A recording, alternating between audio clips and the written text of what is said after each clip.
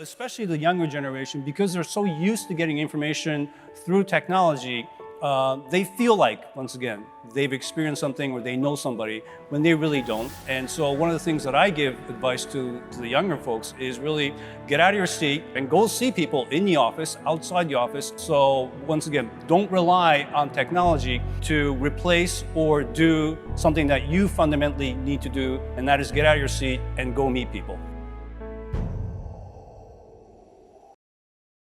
Hello everyone, this is Kazuo Hirai in Tokyo.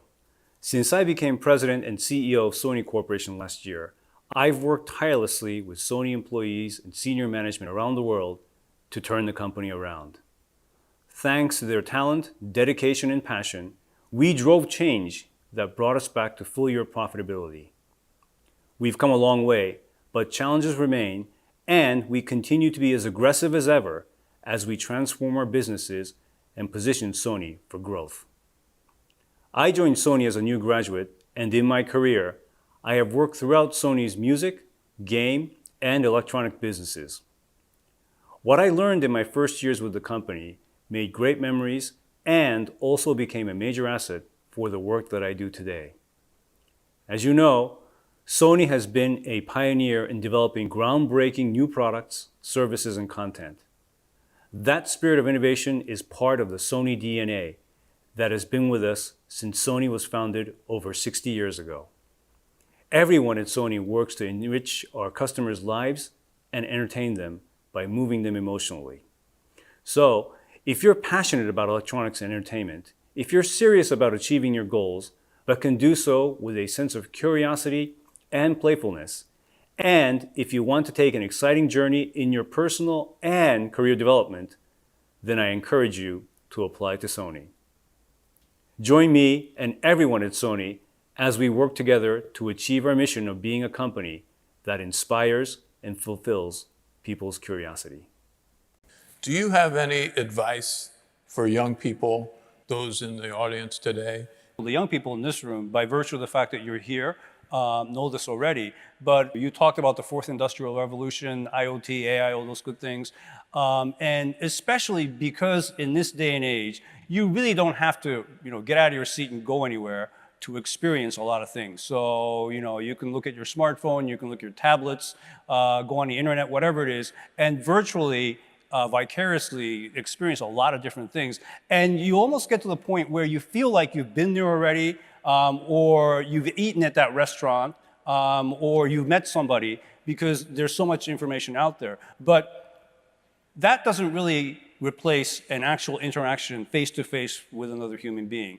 So especially the younger generation, because they're so used to getting information through technology, they feel like, once again, they've experienced something or they know somebody when they really don't. And so one of the things that I give advice to the younger folks is really get out of your seat, get on a plane, get on a train, go down the stairs, get in the elevator, and go see people in the office, outside the country. Because at least when I joined Sony Music back in '84, there was no smartphone, and basically I had to ask my boss, and he had to give me approval to call New York on an international line because it cost much, right? And so basically, there's obviously no email, so if I had to meet somebody or discuss something with somebody, I would actually, if they're in the same building, get on the elevator, go see the person, introduce myself, understand who these people are, and make that personal relationship. And that happens within the company, within the office, but also between Japan and the US as well. So once again, don't rely on technology to replace or do something that you fundamentally need to do, and that is get out of your seat and go meet people. The average age of a new CEO in Japan, I believe, is 56 years old. So you really stepped down in your prime. Mm-hmm. Was that a difficult decision? It was a difficult decision, both personally, but also what it meant for the company as well.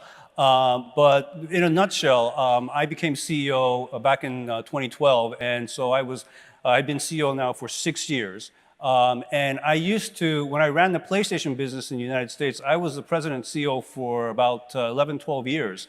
And I know for a fact, just for me personally, that if I'm in a leadership position, the same position for too long, then I become on autopilot because nothing phases me anymore. Anything that happens, been there and done that before.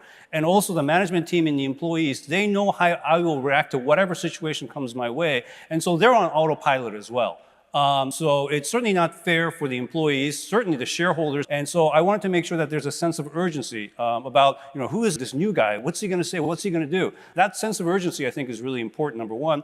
Number two, very quickly, because I became CEO when I was 51, I think the retirement age for CEOs at Sony, I think, is 65 or 67. So I could have been there for 16 years.